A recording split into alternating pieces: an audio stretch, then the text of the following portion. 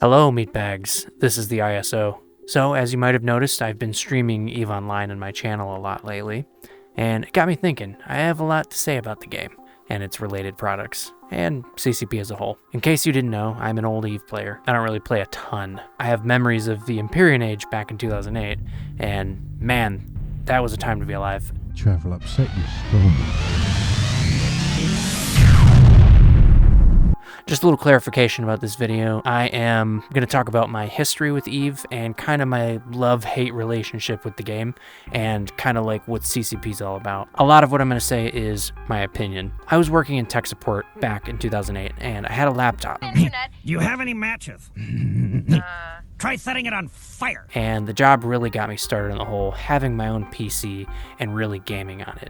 Up to that point, I was really an Xbox gamer. And I had this kind of shitty tablet that I was doing it was like a tablet computer.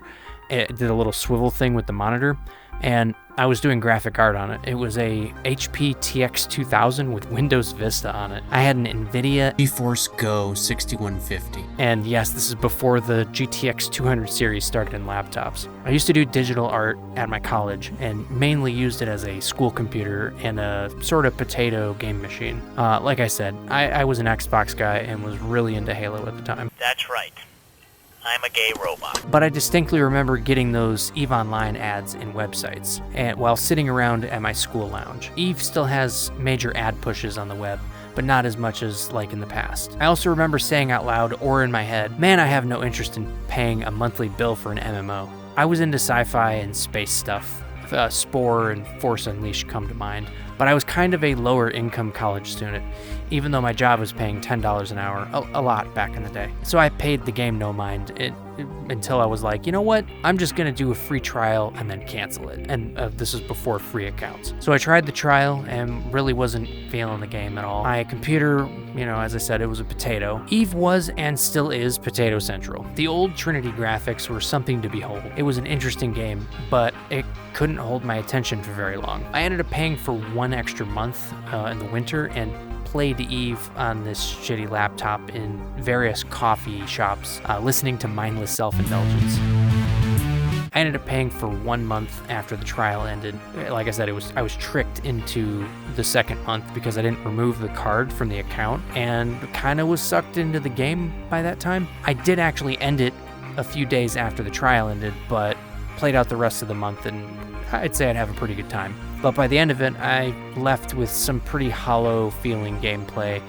No one that I knew wanted to play it, and none of my friends were sold on it. There were some really interesting things that happened in 2008 in the FanFest videos.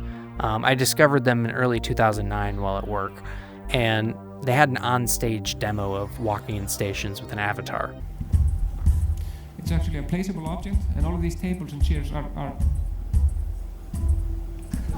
I found the whole thing really interesting. The idea of being a ship in EVE was kind of dumb to me, so I just watched the development of the game from afar. I played the game on and off, and I generally considered myself a decent solo player, but then FanFest happened in 2009. This game really was deep, and I just really wasn't ready for a monthly bill. I decided to revisit with another free trial and was hooked. I played the game for the whole winter for about 3 months, and I got a gift card and did a 3-month pay, so it would expire at the end of it. When I rejoined, I was scooped up immediately by a player corp. Wow, holy crap, this was awesome. People get on voice every day. The old game had voice chat built right into the chat window. We did have Ventrilo, like Discord, but voice only. The player corp was great and really supportive, and they kept things going on inside of the game. We were also based in Amatar space, so we had some low-sec systems to play in. I remember building myself up and getting into a battleship and going out and doing risky stuff in the low-sec system. The Corp had a player-owned bubble station further into low-sec, and that's the one that has the control tower and the bubble shield. Back in the day, that was the only type of player-owned station. We didn't have any upwell stuff where you could dock your ship into it. I wanted the low-sec Sancha tags. They were the mythical Sancha diamond tags, and that were worth a lot. So I had my sights on the Hyperion, the battleship I talked about, mainly because because of the looks, not because of necessarily a better battleship. But I finally got it, and I was flying between our low-sec station and that low-sec area that we normally hang out in. And of course, I got locked down by some pirates, and they started to ransom me, trying to get me to eject from my ship. I stupidly did so, and flew away, and my corp could tell that I was shook about it. I was sitting on my hobbled-together desktop computer in my basement, and it was really cold in the basement because the heat in the basement was really weak, and it didn't help the shock of losing so much. So the corp got together to help me reimburse the battleship, or come up with a better plan to stay alive. Then the pirates messaged me back and tried to sell my ship back to me. What a scam. Obviously, they weren't going to honor this agreement, so I blew it off. And I was familiar with the whole Jita double your kind of scam stuff. So there it was, my first understanding of doing risky stuff in EVE has consequences. This is where I learned the phrase, don't fly what you can't afford to lose. I played for several months more into 2010, and my corp got more and more bloodthirsty, and I was still trying to get a feel for things in the game. They decided to make a new corp and have everyone join over to that new one, and it was just a low-sec pirate corp. They tried to get me over to it, but I just wasn't making enough money in the game, and I was bored with the methods that I was using to make money, a la mining and ratting. There was the occasional run into Wormhole Space, and Wormhole Space was pretty desolate at the time, but I was perpetually broke and couldn't commit to PvP, so I just stopped playing the game altogether for a couple of years. 2011 and 2012 rolls around, and there's this massive push from CCP for this first-person shooter that they were calling Dust 514. It was set up for a beta in 2011, and I got on that fast. I didn't have a PS3 at the time. I went out and bought the fat PS3 for this one game. I'm like, holy shit, this is happening. I'm suddenly really interested in EVE again. The beta wasn't very long, but I get back into EVE hard. Before I run into the same kind of issues that had been in before. There was a limited selection of things to do in EVE at the time. This time it was without a corp. I had to do the game really solo. I was still hanging out in Minmatar space instead of Amatar space this time, and I really didn't want to play EVE at all during this era. I had to justify the grind with no one to share it with, so I just played Dust 514. And then I joined a big corp in that game, and I was a big tank guy. If you haven't seen any of my previous videos, Naka Naka Naka is the channel. I'll post it in the link up here or in the description below. Dust 514 was EVE on the ground in so many ways. From the fitting, the way the corps played together, the lore of the game, the videos that were supporting it, CCP had gone full in, and it was amazing. In 2013, they did FanFest talking about the future of EVE, and there's this really awesome video, which I'm also going to link in the description below, and that video is kind of the basis I've kind of put my mentality around EVE, expecting it to be this ultimate sci-fi sim. But here's the gist of what I got from that FanFest video. Imagine that you play EVE and you want to see the scale of your ship. So you walk up to the bridge of your ship, and then you decide, I'm going to go meet a friend with your avatar on the station, and then go on an op with your corp that they're planning on going on planetside. So you and your corp members plan to smash a storage facility for high-end planetary equipment against your rivals. You deploy a war barge piloted by another one of your friends, and there's an MCC, another ship inside of that ship, and that's the mobile command center for the planet. And you go down and get the full FPS experience. After, say, a successful op, you and your corpies go on your player-owned station and hang out at the bar with, each of you having your avatars. And then there's some talk about, during that op, your corp had been boarded. One of the bigger ships had been boarded by a group of mercs. So you have to go and fight them off your ally ship. This is kind of the vision that CCP was marketing, and they called it EVE Forever. And this is at their 10-year celebration of the game being online. They really nailed the concept and made it seem like the most compelling thing ever, because their cinematics have always been really good. I was sold on this future promise. I was playing Dust, it just released. This, I believe, was also peak CCP. They had quite a few things going for them. There was this, Dust, EVE Online, and they also had a Vampire the Masquerade game in the works. A lot of what was being shown was to get us to ignore the monocle BS and the bullshit Incarna with the half-assed walking in stations feature. You see that door right there? That was supposed to be the door that we went into the station with. And you'd walk up to it and there'd be a little button on it that says that the station hasn't been decontaminated. Come on, this is the captain's quarter from EVE. Thanks Macintosh for putting this in VR chat.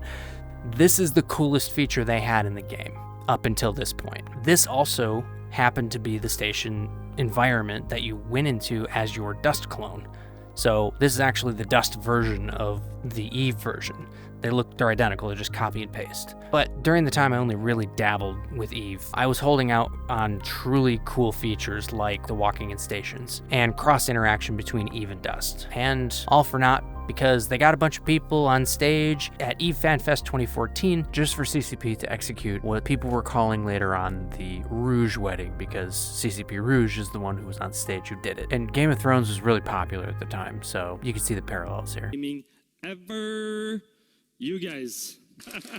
Come on, say hi to everyone that's watching. And basically murder a bunch of Dust 514 characters. The game was on PS3, and they had announced the PS4 already by that time. Everyone was super on board with the transition to PC, or even the PS4. There was also this cool VR concept game, Eve Valkyrie. By the way, very cool concept. Anyways, Dust was dead, and so was my interest in CCP, and anything they had to say. 5+ years. 5 years of literal garbage updates in Eve, and no true progress on the successor to Dust. Eve just didn't seem like it was worth my time. I tried Eve Valkyrie, and it really sucked.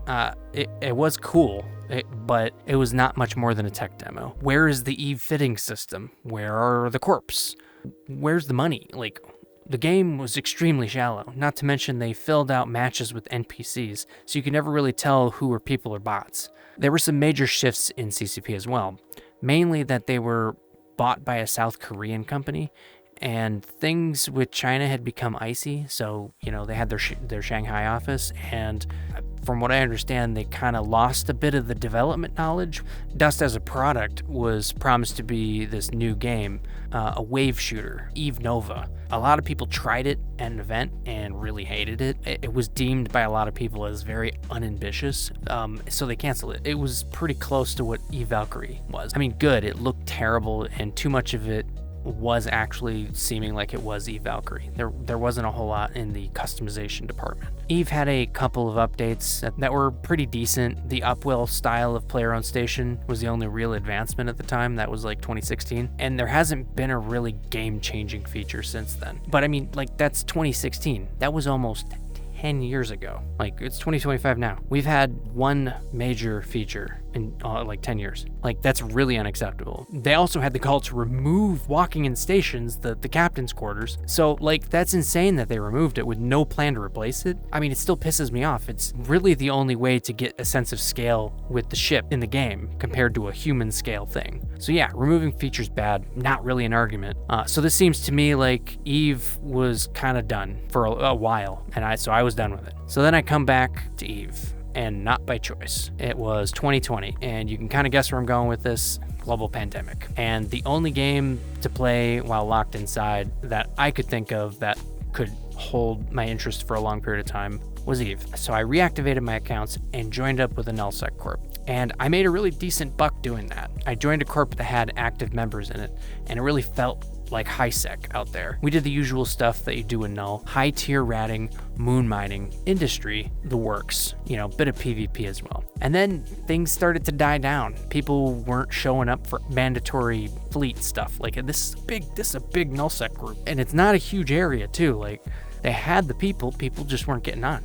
The pandemic had sort of tapered off what everybody was doing. I also had gotten my first taste in actual VR, more than just the tech demo stuff. I had borrowed a friend's VR for Valkyrie, but I never actually owned my own VR headset. And I was in my VR honeymoon during 2020. Nothing could really pull me away from it. Boneworks, Half-Life Alyx, and Lone Echo are some of the games that stand out from that time. So I stopped playing Eve for a few more years. And then bam, here we go, 2023, something happens. And they've done it. We were back. Eve seemed like it had a chance to compete with other space games like Star Citizen. Eve Vanguard really brought me back into the game. They had not been working on this up until that point, and I think they were just trying to give it another spin. The future of Eve is going to need these big, ambitious, interconnected games that use Eve as the backbone. And so far as I can tell, this is going pretty well. Vanguard seems like it has sparked something in the Dust fan base and reignited and rekindled interest in Eve for a lot of people. I met up with a ton of vets from the Dust era, and we were really getting back into Eve. And and Dust 2. Shit, even some Dust YouTubers are getting back into EVE. What great progress in such a short period of time. And this is 2023 to 2024. But people played the incomplete game and were not enthralled by it. And that's fine, it'll take a few more tests to get the feeling. There were several features packed over the releases in 2024. My Dust group was really running on fumes with EVE at the time. It was summer and it just wasn't holding their attention. And the Alliance and the Discord died from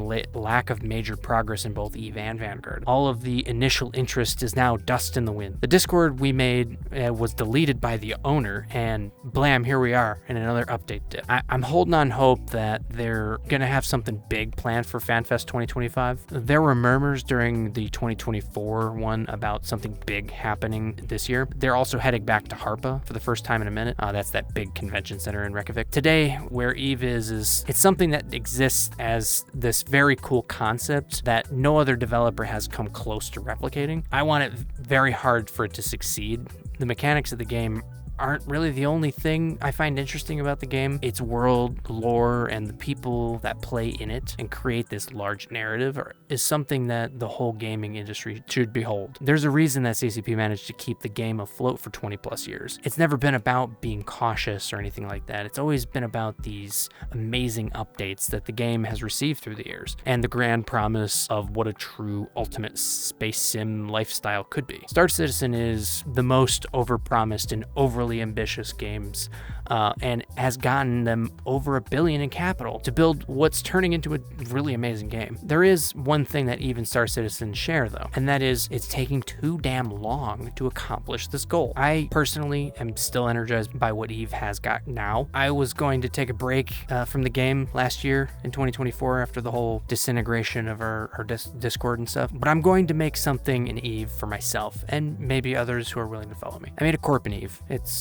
called ISO Legion. If you're interested in joining, the doors are always open. I'll put the name on the screen here and also the name down below if you're interested in joining. Just search for it in the game. Corp is just the beginning for me and the channel. We also hang out in voice and play all kinds of different games. We are on every night. The link to that Discord will be in the description below. EVE to me has been kind of a stepping stone for not only other games, but also real life career stuff. So it holds a special place in my mind and will be the main thing I cover in this channel, but it won't be the only thing on the channel. I am pretty interested in other things and so are other people. I would say it's more for the glory of the ISO and the interest of our members. Just take a look at the channel, you'll see. I also talk about gaming culture as a monolith. My most popular video is about how asocial gaming is becoming in the era of Discord. Check it out if you're interested. I'll link it up here. And if you like that, help the channel grow by hitting the sub button. Also support Macintosh. He has a channel going over the different Dust 514 like worlds that he's created and avatars he's created. He's taken assets from the game and put them in VR chat with help of another friend. Yeah, check him out. Big thanks to him. And I'll see you guys in the next video.